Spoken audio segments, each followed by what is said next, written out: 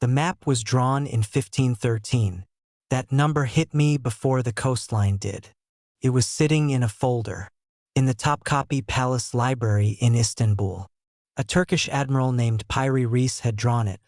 Stitched together, he wrote in his own hand from 20 source maps, some of which he described as dating back to the time of Alexander the Great. That alone would be remarkable. But the coastline at the bottom of the map is what stops you cold. Because running along the southern edge of the Atlantic, detailed and unmistakable, is Antarctica, a continent that would not be officially discovered for another 307 years. A continent that, according to everything we know about the history of exploration, no one in 1513 had any reason to know existed. The Piri Reis map is not a theory. It is not a myth. It is a physical object, held in a physical archive, examined by cartographers, historians, and in 1960 by the United States Air Force. What no one explains is where the information came from. And that question, the question of the source, is the thread that, once you pull it, begins to unravel something much larger than a single map. There are 9 of them, 9 maps from 9 different periods, held in 9 different archives across Europe, Turkey, and the Middle East. Each one shows something it shouldn't be able to show. And taken together, they suggest a pattern so inconvenient that the institutions responsible for our understanding of history have spent decades alternating between ignoring them and explaining them away. I spent months trying to understand what these maps mean. I am still not sure I do. But I know this: the coastlines don't lie. And the dates on the originals are not in dispute. The official story goes like this. Human beings gradually expanded their knowledge of the world through a slow, linear process of exploration. The ancient Greeks knew the Mediterranean. Medieval cartographers knew Europe, North Africa, and the Near East, though they rendered much of it symbolically rather than accurately. Then came the Age of Discovery, Columbus in 1492, Vasco da Gama rounding the Cape of Good Hope in 1498, Magellan's circumnavigation completing in 1522, and from there, over the course of roughly a century, the shape of the world as we know it was assembled piece by piece, voyage by voyage, expedition by expedition. It is a clean story. It has heroes. It has a clear chronology. It gives credit to the cultures that, in the official version, were the first to reach the places they reached. Let me be fair to the official narrative. The scholars who built this framework were not fabricating evidence. The voyages of discovery are real. The logs, the letters, the legal documents filed with the Spanish crown, all of it exists, all of it has been verified. The argument is not that Columbus didn't sail or that da Gama didn't round the Cape. The argument is about the source material those explorers may have been working from. The argument is about what was in the map rooms of Lisbon and Seville before the ships left harbor.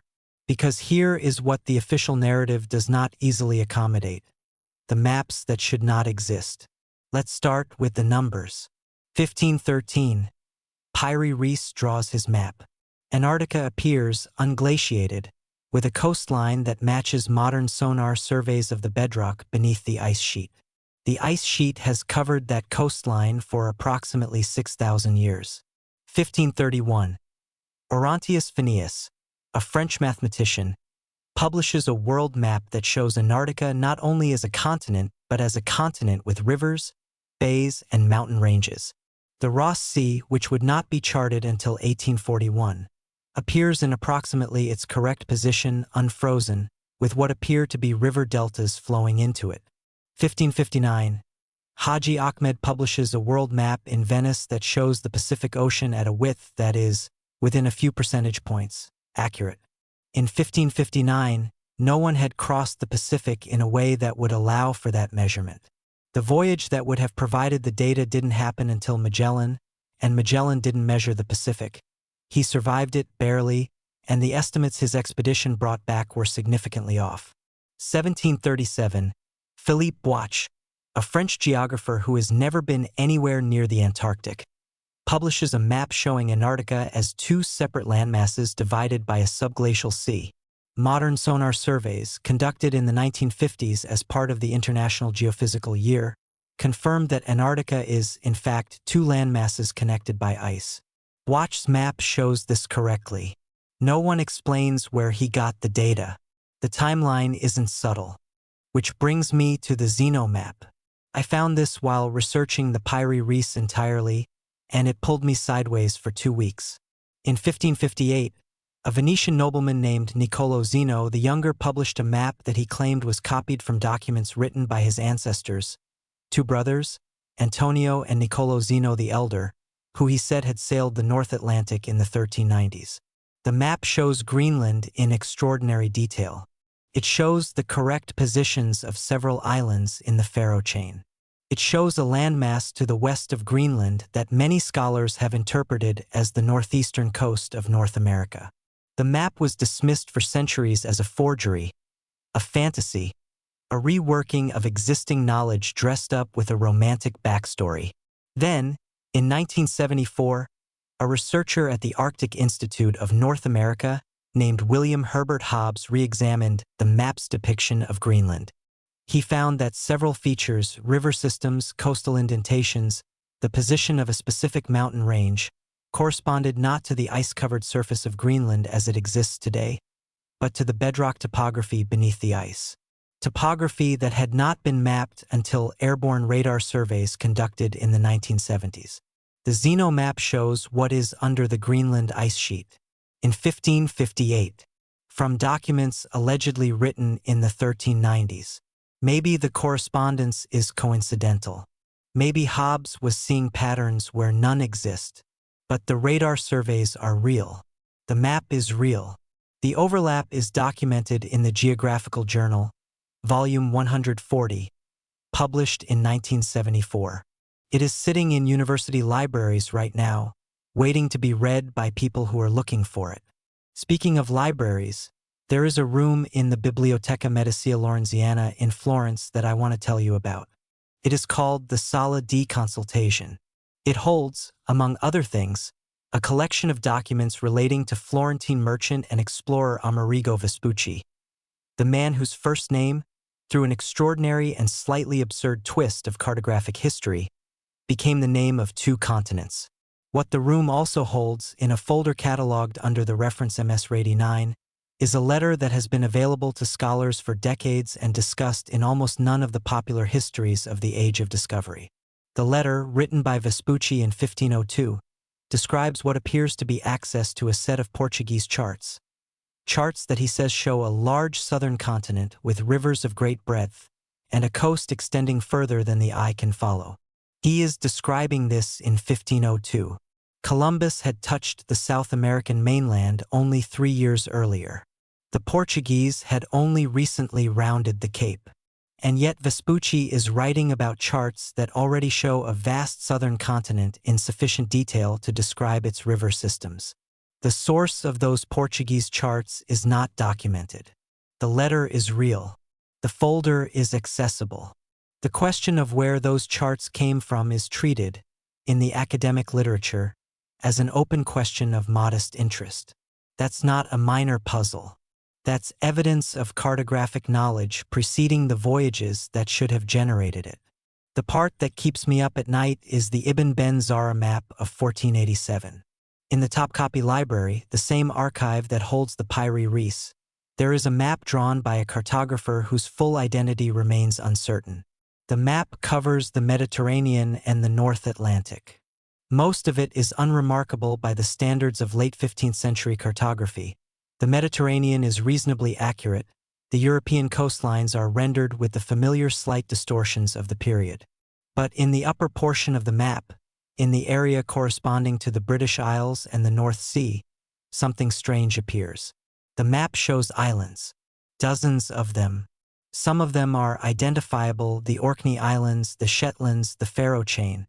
But it also shows islands in positions that correspond to no feature of the modern North Sea. They appear to be clustered in a region that, today, is open water about 150 feet deep. In the late Ice Age, that region was dry land. The Doggerbank, a submerged plateau in the central North Sea, was above water until roughly 6,500 BCE. It was a substantial landmass.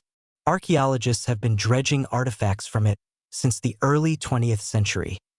Harpoon points, worked bone, the preserved remains of animals that suggest a thriving ecosystem. They call this lost world Doggerland. It was home to people. And then the sea levels rose and it drowned and 8,000 years passed.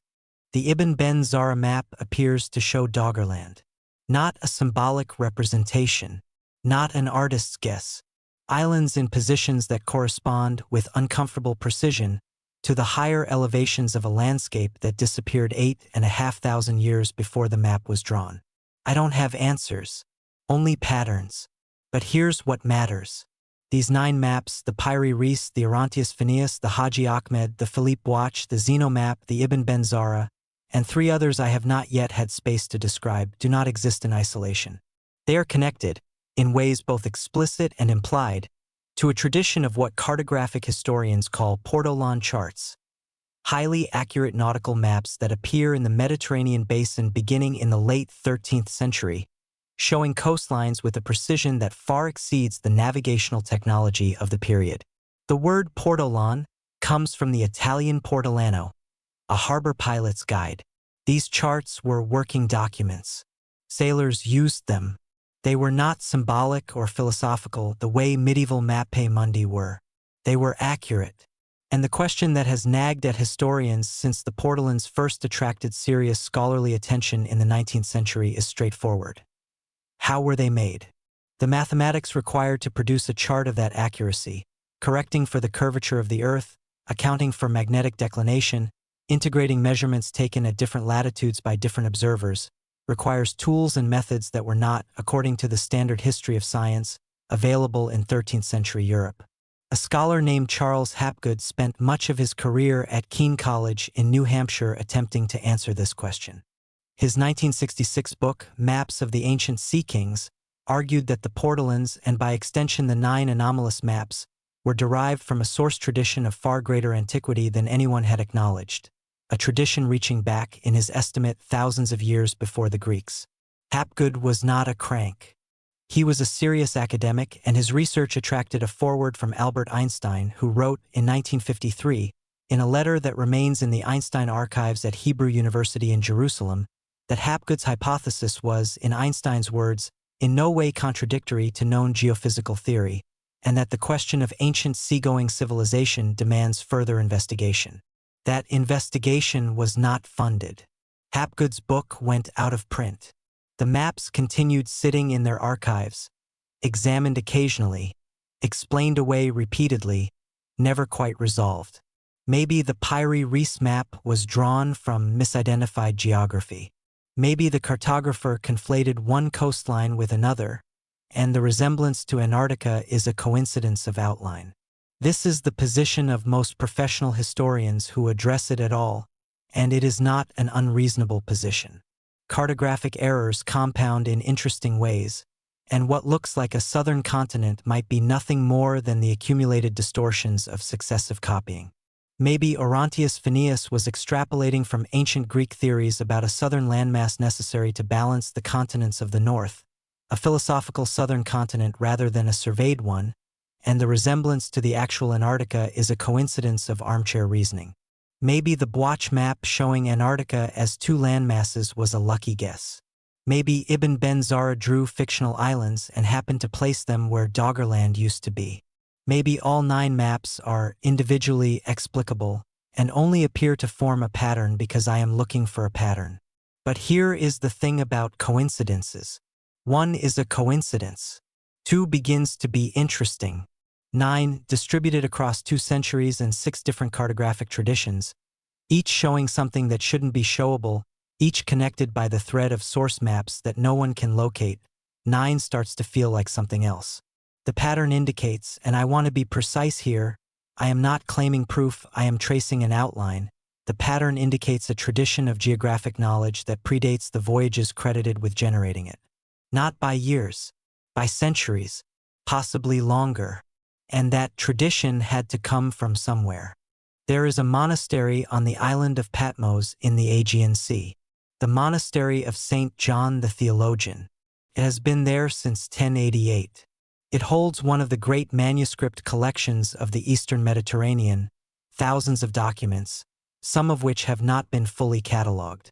Among its holdings, first noted in a survey published in 1962 by French scholar André Grabar, is a fragment of a map in a style that predates anything else in the collection by what Grabar estimated as several centuries. The fragment shows a coastline. Grabar published 2 paragraphs about it. He did not publish a reproduction. He noted the fragment's existence, suggested it deserved further study, and moved on. No further study has been published. I was unable to confirm the fragment's current accessibility through correspondence with the monastery's archival office. The file is not closed. It is simply unreturned to. The archive still exists, some of it, waiting, as archives do, for someone to ask the right question at the right moment with the right credentials and the right amount of time. The 9 maps are not the end of this. They are a doorway. The portal-on tradition, they appear to draw from points backward to something older, to the knowledge that was in the great libraries before the fires, before the conquests, before the long sequence of institutional decisions about what deserved preservation and what did not. The maps suggest that someone, somewhere, at some point before recorded history began recording, had sailed enough of the world to draw it, had developed the mathematics to project a curved surface onto a flat one, had left behind, in copies of copies of copies, the ghost of a picture of the earth as it was before the ice retreated and the seas rose and the coastlines we think of as permanent settled into their current shapes. This is not a small claim. I am not making it definitively.